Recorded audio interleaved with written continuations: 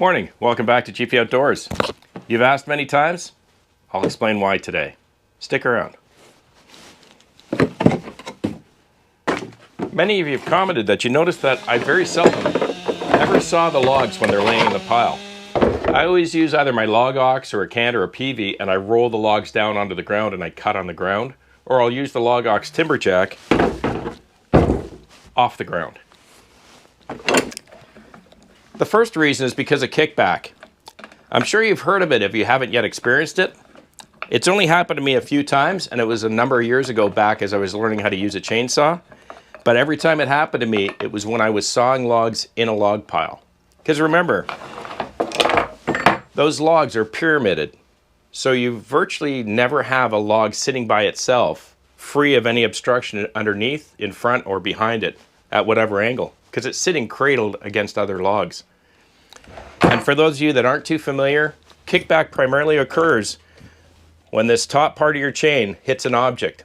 And remember, these chains are going at 3,000, 4,000 RPM. When it happens within a fraction of a second. It's over before you know it happened.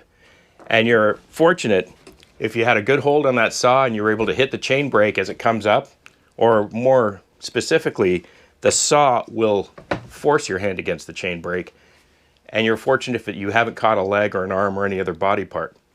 It's a very, very frightening event. And don't get me wrong, I'm not suggesting that it's not safe to cut in a log pile. What I'm suggesting is I'm just not comfortable doing it yet. That's why I do it sometimes, but you very seldom ever see me do it. I usually take a can or a peavey or my log ox. I'll roll the log off the pile onto the ground, and I'll either timber jack it up if it's small enough for me to do that, or I'll cut on the ground, which I know a lot of folks say I shouldn't do, but I find it a lot safer to make sure that I've got space in front of me so that as that chainsaw comes through, I have no obstruction for my tip to possibly hit.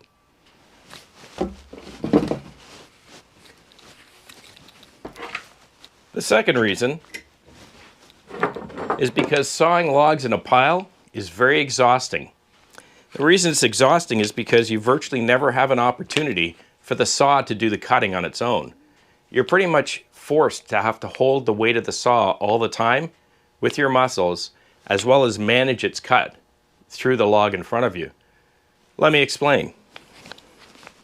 When you're sawing a log that's free of any obstruction on either side of it, you spin up your saw, and when you bite into the wood, the saw naturally pulls itself forward until your dogs bite into the bark, and now you're no longer holding the weight of the saw. The saw is working under its own power, and it pivots under its own power.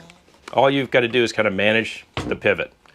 However, when you're in a log pile, you usually don't have 14 or 15 inches or 6 or 8 inches in front of the log clear, because there's other logs piled. So you end up in a position where you're holding the log under your own muscles all the time, and you're generally cutting with the last half of the bar, or the tip of the bar in other words, because there's no opportunity for the saw to be pulled into the log and to allow the dogs to bite and the saw to do its job. You have to hold it in the air, and you've got to manage usually with this part of the bar, because there's not enough room to get the whole bar across the log. Very exhausting after a little while, not to mention you're constantly watching the tip of that saw because you don't want it to catch a log in front, or you stand a chance of kickback. And hey, make no mistake, it's very safe to cut in a log pile, as you see Guy and Husky Bob do it all the time. But they've got a few more years under their belt than I do. And as I said, for the time it takes me to peavey that log or cant that log onto the ground and cut it clean, I feel a lot more comfortable and a lot more confident taking the saw through.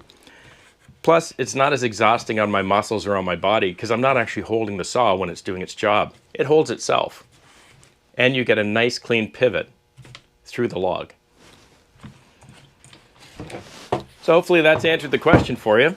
If you have any comments, please leave them below. I'd love to hear them, or any ideas or suggestions.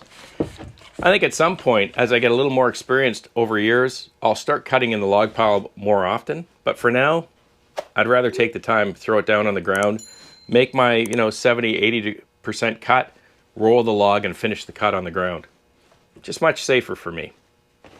If you like the channel, please click subscribe, hit the like button, and if you want to know when I'm posting more videos, just click that little bell. Have a wonderful and safe week with your families. I'll see you again right here on GP Outdoors. Cheers.